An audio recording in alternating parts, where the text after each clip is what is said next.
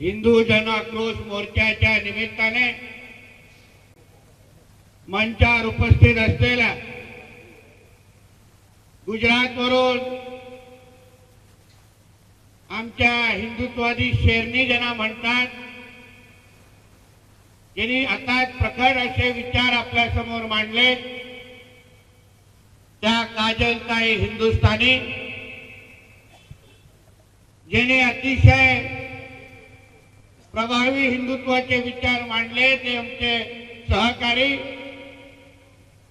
सन्मान्य डॉक्टर सुरेश चावकेजी,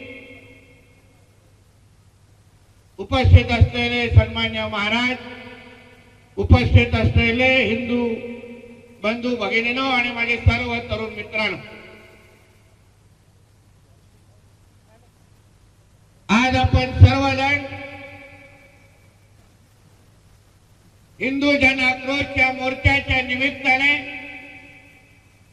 आज आपण इथे जमलेलो आहे. इथे जमण्याचं कारण हे वक्फ बोर्ड नावाचं जे काही नौटंकी या लोकांनी चालू केली आहे, त्याच्या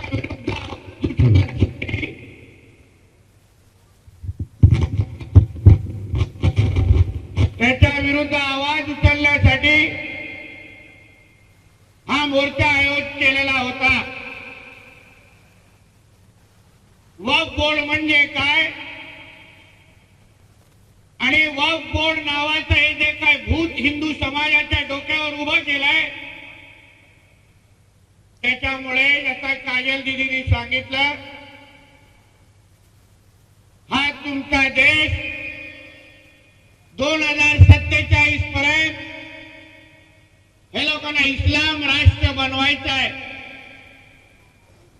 तुमच्या नाशिकला तुम्ही जे नाशिक म्हणून अभिमानाने जे बोलता, त्यांचं नामकरण नाशिकचं हे लोकांनी गुलशानाबाद करून टाकलेलं आहे, म्हणजे नाव दिलेलं आहे. आता फक्त इस्लामीकरण करण्याचं बाकी आहे.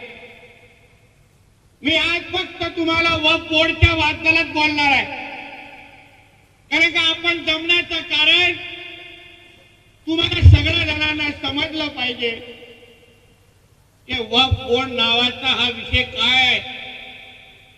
आम्ही बोलतो म्हणून विरोध करू नका, आम्ही बोलतो म्हणून हातात झेंडे घेऊ नका, पण जेव्हा हिंदू म्हणून तुमच्या राहत्या घराच्या बाहेर जेव्हा ही वक्फची प्रॉपर्टी आहे नावाचा बोर्ड लागेल, तेव्हा तुम्हाला कळेल की मी तेव्हा अगर आवाज उचलला असता, या जिहाद्यांच्या अगर अंगावर गेलो असतो, तर आज माझ्या हक्काची प्रॉपर्टी माझ्या हातातून गेली नसती. या वक्फ नावाचा विषय नेमका काय आहे, तुम्हाला मी एक साधा मुद्दा सांगतो. क्या ह्या इकडच्या जिहाद्यांना खरंच अगर हा वक्फ बोर्ड नावाच्या विषयावर एवढा विश्वास आहे, तर एक साधा प्रश्न तुमच्याकडे आलेला अधिकाऱ्याला तुम्ही माझ्यासाठी विचारा. त्याला एक फक्त प्रश्न विचारा, अरे बाबा, हा वक्फ बोर्ड खरंच एवढा चांगला आहे ना? मग ज्या इस्लामिक देश आहेत, पाकिस्तान असेल, इजिप्त असेल, सुदान असेल, या सगळ्या इस्लाम राष्ट्रामध्ये महा वक्फ बोर्ड बाबा तुम्ही का सुरू केला नाही? तुमच्या हिताचा आहे ना? तुम्ही विचार करा, कुठलाही इस्लाम राष्ट्रामध्ये वक्फ बोर्ड नावाचा विषय नाहीये, फक्त तुमच्या आणि आमच्या भारत देशामध्ये हे लोकांनी सुरू करून ठेवलेला आहे. मग ज्या अगर इस्लाम राष्ट्रामध्ये तुम्हाला ठेवायचं नाही, तर तुमच्या आणि आमच्या राज्यामध्ये काय करायचंय? तुम्हाला अजून एक आश्चर्य करण्यासारखी माहिती देतो की आपल्या भारत देशामध्ये, तुमच्या आणि आमच्या देशामध्ये रेल्वे आणि डिफेन्स या दोन डिपार्टमेंटकडे सर्वात अधिक जमीन आहेत देशातली. म्हणजे अर्ध्या अधिक जमीन रेल्वेच्या आहेत दुसरा जमीन दुसरा वर आमचं डिफेन्स डिपार्टमेंट येतं आणि तुम्हाला आश्चर्य वाटेल तिसऱ्या क्रमांकाची जमीन तुमच्या आणि आमच्या हिंदू राष्ट्रामधली ही वक्फ बोर्डची आहे. दिल्लीमध्ये जी न्यू दिल्लीकडे तुम्ही पाहता 77% 77% जमीन ही वक्फ बोर्डकडे आहे. दिल्लीचा हायकोर्ट हे वक्फ बोर्डकडे आहे. तुम्ही ज्या बहुतेक जमिनीवर फिरता चालता या सगळ्याच्या सगळ्या जमिनी या वक्फ बोर्डकडे आहेत.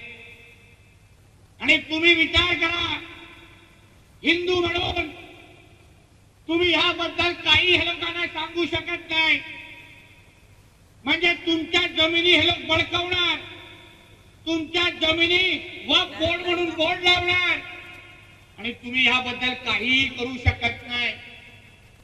ही जी काय दादागिरी आहे आपल्या वर चालू ठेवली आहे ही हिंदू म्हणून अगर तुम्ही बंद केली नाही तर उद्या आपल्या अस्तित्वाला हे लोक प्रश्नचिन्ह निर्माण करू शकतात. आज मी पूर्ण दिवस असंख्य वक्फ बोर्डच्या पीडितांना भेटलेलो आहे. त्यांच्याला विचारलं नाशिक मधल्या पीडितांना की बाबा तुम्हाला काय त्रास आहे. अहो मला काही असंख्य लोक बोलतात जे जे पीडित आहेत. मी एक वसंतराव नारायण नाईक शिक्षण प्रसारक संस्थेमध्ये गेलो. तुम्हाला माहिती असेल मोठी संस्था आहे तुमच्या नाशिक. आज त्यांच्या हक्काच्या जमीन हे वक्फ बोर्डनी घेऊन टाकलेलं आहे आणि ते लोक त्याच्याबद्दल कोर्टामध्ये भांडतायत. असंख्य महत्वाचे जे जमिनी आहेत जे तुमच्या आणि आमच्या नाशिक मधले आहेत ते लोक इथे राजरोस पद्धतीने दर्गा उभा करतात, तिथे मस्जिदी उभ्या करतात आणि मग जेव्हा आमचं प्रशासन तिथे जात तेव्हा आमच्या प्रशासनाला पडून लावण्याची हिंमत हे लोक करतात. म्हणजे आपल्या राज्यामध्ये आपल्या देशामध्ये ज्याला आपण अभिमानाने हिंदू राष्ट्र म्हणून म्हणतो तिथे तुमच्या आणि आमच्या हक्कासाठी आपण लढू पण शकत नाही. एवढी दादागिरी या लोकांची सुरू झालेली आहे. बांधवानो आज आम्ही इथे काय आलो माझ्या किंवा काजल दिदींचा किंवा सुरेशजींच्या जमिनी कोण घेत आहेत का? नाही. जमिनी तुमच्या घेत आहेत, जमिनी तुमच्या बळकावत आहेत आणि तुमच्या जमिनी बळकावत असताना तुम्ही जो आक्रोश दाखवायला पाहिजे, जी ताकदीने तुम्ही बाहेर आला पाहिजे होतं ते तुम्ही आला आहात का? हा प्रश्न तुम्ही आज स्वतःला विचारा. आम्ही आज इथे बोलून तुम्हाला जागृत करण्याचा प्रयत्न करतोय. इथून आम्ही गाडी आपल्या आपल्या जिल्ह्यात आणि आपल्या आपल्या घरी निघून जाऊ बांधवानो. पण तुम्ही अगर त्या पद्धतीने जागृत झाला नाही, तुम्ही हिंदू म्हणून पेटून उठला नाही तर मी तुम्हाला सांगतो इथे तुम्हाला कोणीही इथे थांबू शकणार नाही. तुम्हाला इथे संपवण्यासाठी यांचे षडयंत्र सुरू आहे. तुम्ही सांगा घाटकोपर मध्ये काही दिवसा अगोदर तुम्ही ऐकलं असेल मुंबईच्या घाटकोपर मध्ये यांच्या तो दाढी कुरवणारा मुक्ती नावाचा कोणतरी कायदा आलेला. काय बोलून गेला तो तिथे भाषणामध्ये. त्यांनी थेट मुंबईमध्ये राहून हिंदूंच्या छातीवर बसून फक्त आपल्या लोकांना धमकी दिली की तुम्ही आता जे काही नाचून दाखवतायत ना आम्हा लोकांना, नाचा, किती नाचायचं तर नाचा, ते तुमचा तो वक्त आलाय, हमारा दौर आएगा असा तो आमच्या छातीवर ताणून गेला. आणि जेव्हा त्याला पोलीस स्टेशन मध्ये अटक केली बांधवानो, पोलीस स्टेशनच्या बाहेर या मोर्चाच्या पेक्षाही जास्त गर्दी सुरेशजी तिथे जमा झाली. का? सांगण्यासाठी की आमच्या या मुक्तीला तुम्ही सोडा. एवढी जागरूकता त्यांच्यामध्ये आलेली आहे बांधवांनो, एवढी जागरूकता.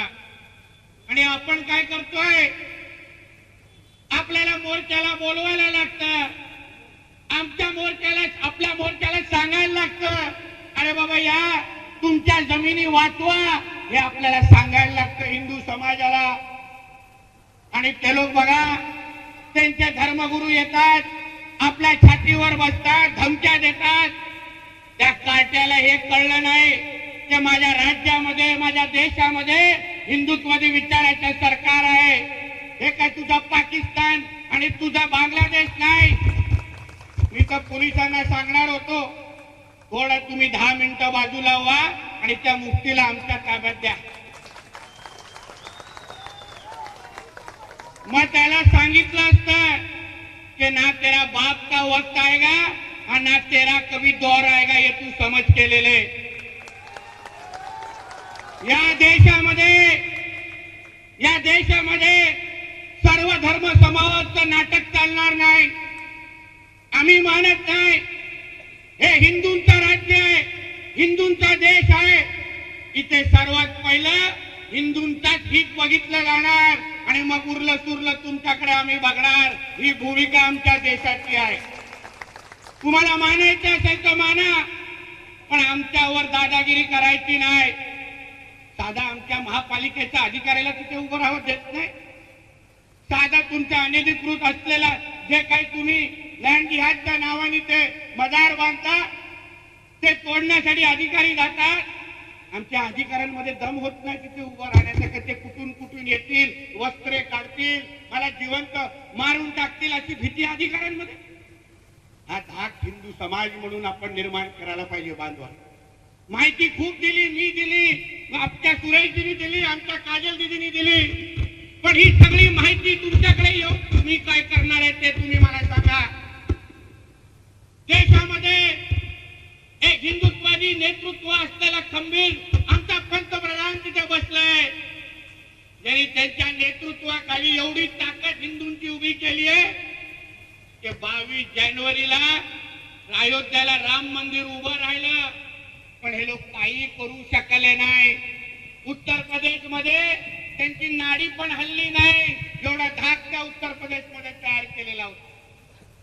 महाराष्ट्रामध्ये थोडे हिरवे वळवळले इकडे तिकडे, थोडी नाटकं केली, मीरा रोड फिरा रोड मध्ये नाटकं केली. मग त्यांना माहित नाही महाराष्ट्राचे गृहमंत्री हे देवेंद्र फडणवीस साहेब बसले त्या नयानगर मध्ये, जिथे हे हिरवे वळवळत होते ना, बुलडोजर सगळीकडे चालून टाकलं आणि साफ करून टाकलं या लोकांना. ही दादागिरी आमच्याकडे चालणार नाही. ही दादागिरी आमच्याकडे चालणार नाही. हे हिंदूंचं राज्य आहे. तुम्हाला काय अगर आमच्याकडे वाकड्या नजरेने पाहायचं असेल, हे काय वक्फ बोर्डची नाटकं तुम्ही सांगा. माझ्याकडे प्रकरणं दिली आहेत, 5-5, 6-6 प्रकरणं दिली आहेत. म्हणजे पाहिजे तिथे तुम्ही तुमच्या बापाचं ढुंगण लावून जाणार आणि आम्ही गप्प बसणार. तुम्हाला वाटतं की आम्हाला कोणा कळत नाही काय चाललंय या वक्फ बोर्डच्या नावाने?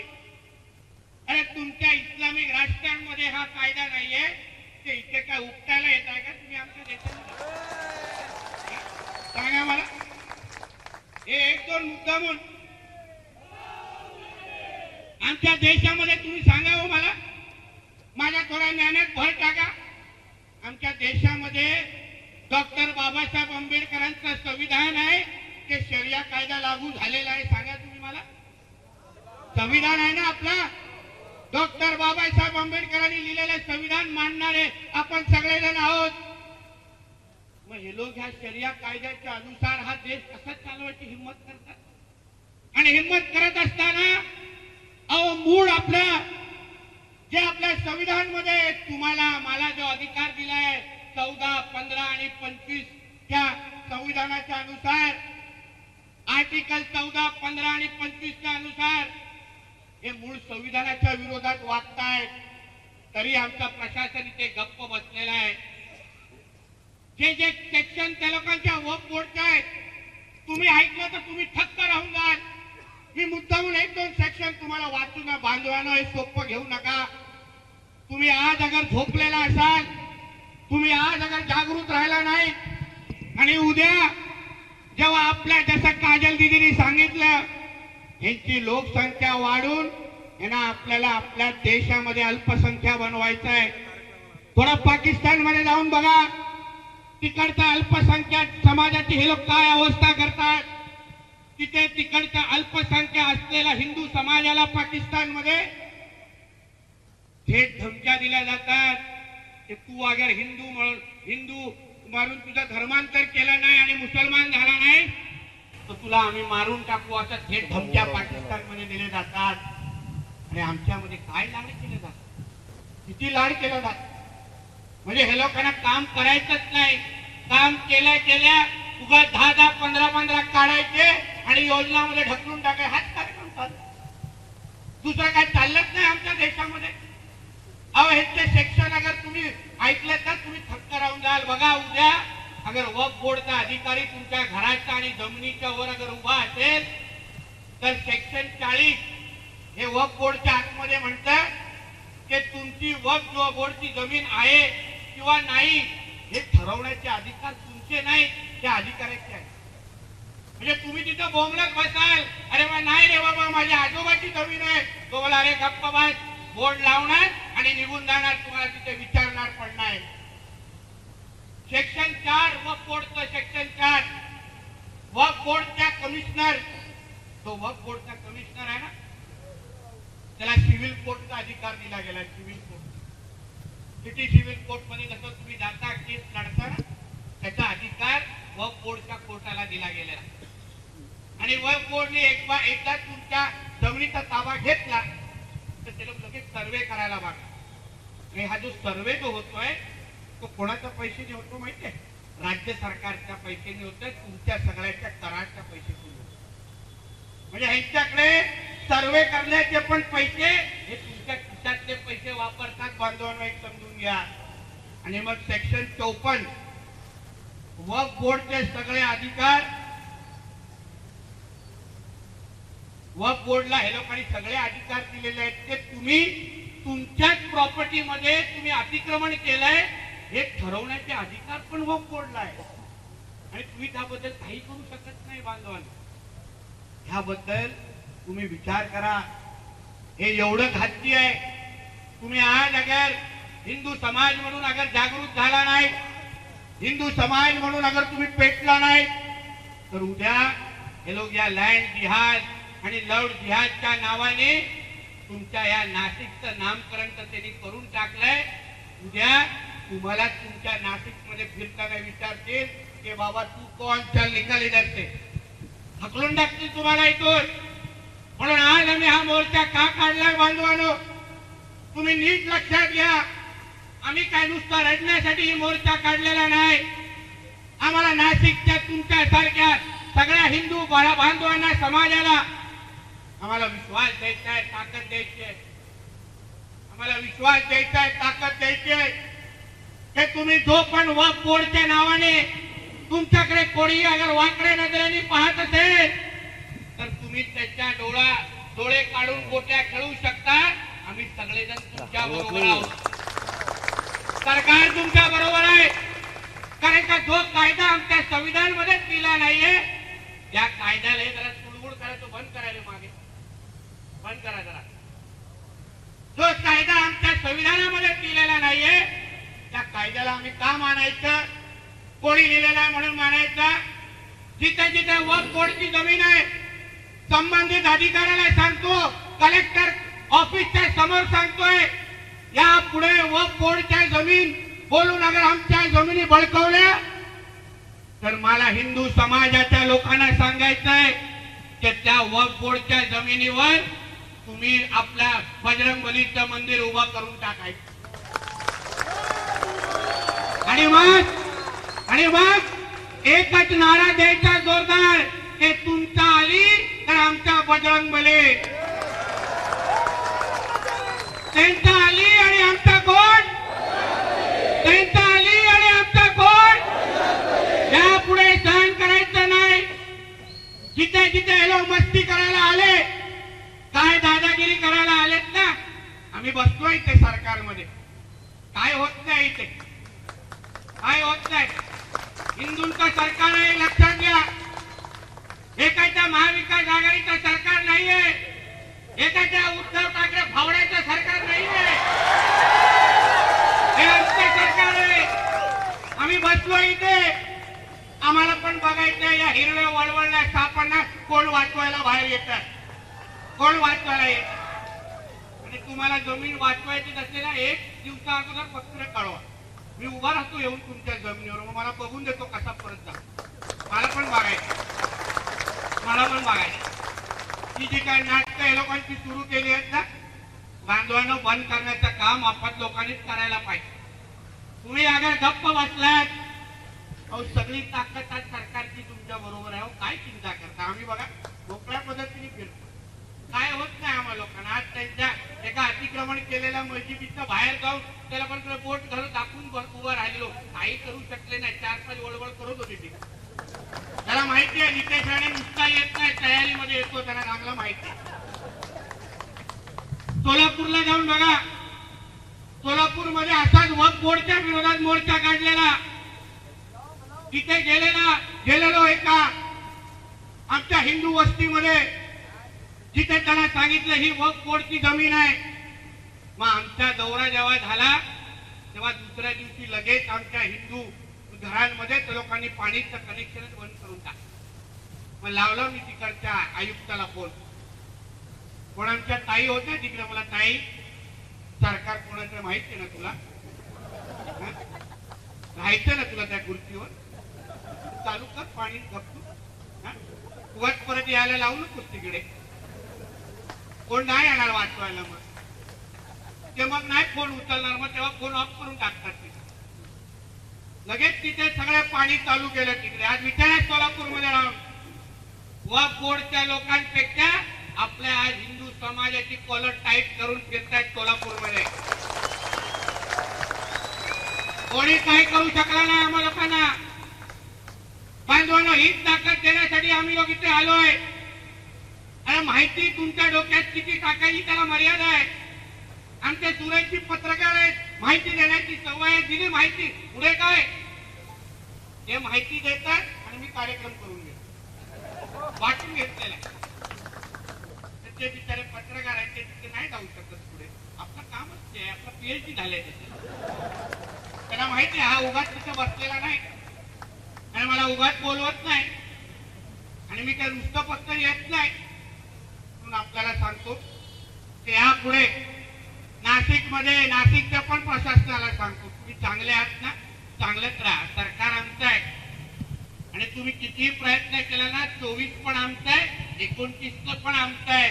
प्रत्येक 5 वर्ष हा देश जेव्हा जेव्हा निवडणुकीच्या सामोरे जाईल, या देशाचं नेतृत्व आदरणीय नरेंद्र मोदी साहेबच करणार. हे काळ्या दगडावरती आता रेग आहे, कोण नाही बदलू शकणार आम्हाला.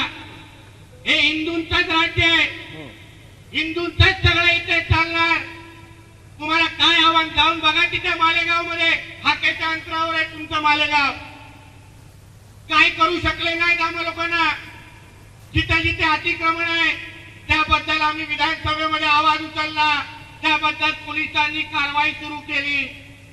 आता तिथे ज्या किल्ल्याच्या बाजूचं अतिक्रमण आहे ना, तिथे पण आता बुलडोजर चालणार आणि पोलीस चौकी पण तिथे लागते. मालेगाव मध्ये आमच्या देवेंद्रजींच्या प्रयत्नामुळे तिथे आता पोलीस मुख्यालय सुरू होणार आहे. काय करणार आहे लोक आता आमच्या विरुद्ध? थोडा मिनिट पाकिस्तान बोललो, एवढ्या लोकांच्या मिरच्याला रोज बोंब मारतात माझ्या नावाने, रोज बोंब मार. मी तरी तिथे एक दिवस जाणार, ईदच्या दिवशीच जाणार. मी बोला बघा आता बोला काय करायचंय, राहायचंय काय जायचंय, वन वे तिकीट काढून द्यायचंय का इस्लामाबादचा, काढून देतो, मला पण आमच्या राज्यामध्ये नाटक करायचं नाही. इकडे तिकडे काय होत नाही. मीरा रोडला बघा कसे नंतर फटके पडले, काय करू शकले ना आम्हा लोकांना. कारण का आम्ही कोणाच्याच वाकड्यात जात नाहीये, आम्ही आमचा हक्क मागतोय. अहो आमच्या हिंदू समाजाला तुम्हाला अगर संपूर्णच टाकायचं असेल, आम्हाला डुबवायचंच असेल, आमच्या पुढे पिढ्यानपिढी संपून टाकायची असेल, तर आम्ही गप्प बघत बसायचं, आम्ही काही बोलायचं नाही, हातपाय पण मारायचे नाही. म्हणजे असं हात मोकळे करून सांगायचं या मारा, तिकडे मारा, तिकडे मारा, ढोंगण भेटले तिथे पण मारून, असं बोलत बसायचं. बांधवांनो, ह्याच विषयावर तुम्हाला आता पेटून उठायचंय लक्षात. जो धाक त्यांनी आपल्या धर्मासाठी ते लोक तयार करतात, जो कडवटपणा ते लोक तयार करतात, कोणी त्यांच्या मस्जिदीकडे, मजारकडे, मदरसाकडे वाकड्या नजरेने पाहिलं तर ते स्वतः येऊन बाहेर उभं राहतात आणि बोलतात इधर किस तरफ देखना नाही. आणि आमचे हिंदू बोलवायला लागतात, अरे ये रे बाबा, नाही रे बाबा, थांब ना, बायकोला जेवायला घेऊन जायचं. ही आमची उत्तर. हसू नका, आरसा दाखवतोय. स्वतःवर हसायचं तर हसा, तर उद्या हसण्यासाठी घरात बसायला लागेल. पाकिस्तान मधल्या हिंदूचं काय होत आहे ना, ते उद्या भारतातल्या हिंदूचं होण्यासाठी थांबू नका. आम्ही लोक बसलोय मध्ये, त्यांना माहिती आहे या देशामध्ये, राज्यामध्ये जोपर्यंत हिंदुत्वादी विचाराचं सरकार आहे तोपर्यंत हे लोक काही करू शकणार नाही. लव्ह जिहादच्या नावाने येथे काय नाटकं करतात. अहो, जसा अन्य राज्यांमध्ये लव्ह जिहाद विरोधी कायदा आला ना, मी तुम्हाला विश्वास देतो लवकरच आमच्या राज्यामध्ये पण सर्वात कडक कायदा हा आमच्या लव्ह जिहादचा या राज्यामध्ये येणार आहे. आणि वक्फ बोर्ड बद्दल पण कार्यक्रम केंद्र सरकारमध्ये सुरू झालाय. चिंता करू नका, सगळ्या जमिनी परत भेटणार आहेत आपल्याला. एका आमच्या भारतीय जनता पक्षाच्या खासदारांनी बिल टाकलंय, विधेयक टाकलंय राज्यसभा लोकसभेमध्ये. आता काय फक्त फॉर्मॅलिटी करायची आहे लोकसभेची, कारण का वापिस आएगा तो नरेंद्र मोदी. रे बाबा, कोई नहीं वापिस आया. तो आपल्या न्याय यात्रा काढत बसलाय कवळा. झाटू काय हलकी यायचे ते वरती आले वाटत. हे लढणार आमच्या मोदी साहेबांच्या विरुद्ध, हे यांची लाईफ.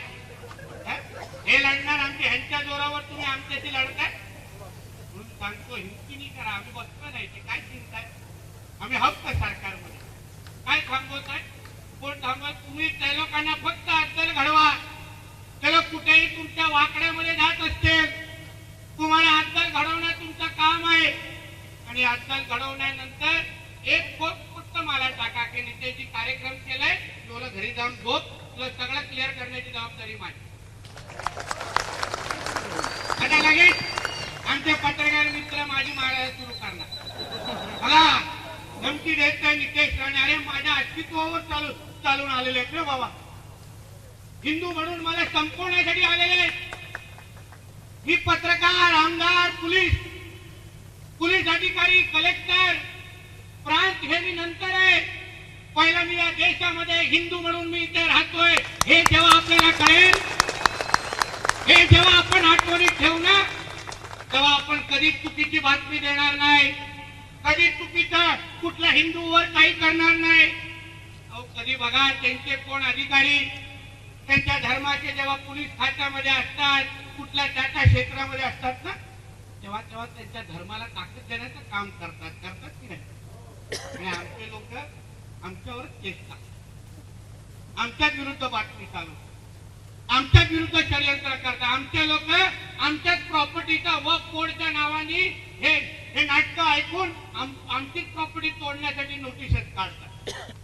आमच्या घरात, आपल्या स्वतःच्या घरात जागरूकता पहिला आपण सुरू करू. हिंदू म्हणून अभिमानाने जगायला शिकू. हिंदू म्हणून अजून कडवटपणा आणायला शिकू. आणि ज्या दिवस हिंदू म्हणून तुम्ही कडवट व्हाल, तेव्हा तुम्हाला काजल हिंदुस्तानी, नितेश राणे आणि सूरज चव्हाणजींचा ची गरज भासणार नाही. का लागतं तुम्हाला आम्ही तिथे हवा भरण्यासाठी? त्यांना लागतं का? त्यांचा साधा एखाद्या धर्मगुरूला उचलला, 1000 लोक त्या पोलीस स्टेशनच्या बाहेर जमा झाले. अगर तिथे पोलिसांनी त्याला गुजरातकडे घेऊन गेले नसते ना, हे लोक पोलीस स्टेशनच्या आतमध्ये शिरले असते. एवढी ताकद त्या लोकांनी बाहेर उभी केली. ही जेव्हा परिस्थिती तुम्ही महाराष्ट्रात आणि देशात जेव्हा तयार कराल ना, तेव्हा कोणाची हिंमत होणार नाही हिंदूंवर वाकड्या नजरेने बघण्याची. म्हणून जेवढं बोलतोय तेवढं समजून घ्या. एवढा पेल्यासारख्या आला असला तरी समुद्रापर्यंत माझा संदेश पोहोचवण्याचा प्रयत्न करा. कळलं की नाही? मोबाईल दिलेत प्रत्येकाच्या हातात. आता मला तुम्ही वक्फ बोर्ड हा कायदा रद्द झाला पाहिजे की नाही? अगर झाला पाहिजे, प्रत्येकाने खिशातून मोबाईल काढा आणि मोबाईलची लाईट ऑन करा, ताकि ते जिथे बसले आहेत ना त्यांची पण डोंगराची लाईट ऑन झाली पाहिजे. सांगा वक्फ बोर्डचा कायदा रद्द झाला पाहिजे की नाही? आपल्याकडे कोण वाकड्या नजरेने बघितलं तर हिंदू म्हणून तुम्ही जागृत राहणार की नाही? तुम्हाला प्रत्येक वेळी सुरेशजी आणि काजल दीदी आणि नितेश राणे इथं लागणार, स्वतःचे कार्यक्रम करणार आणि मग नितेश राणेला फोन करणार. चला धन्यवाद. एबीपी माझा, उघडा डोळे बघा नीट.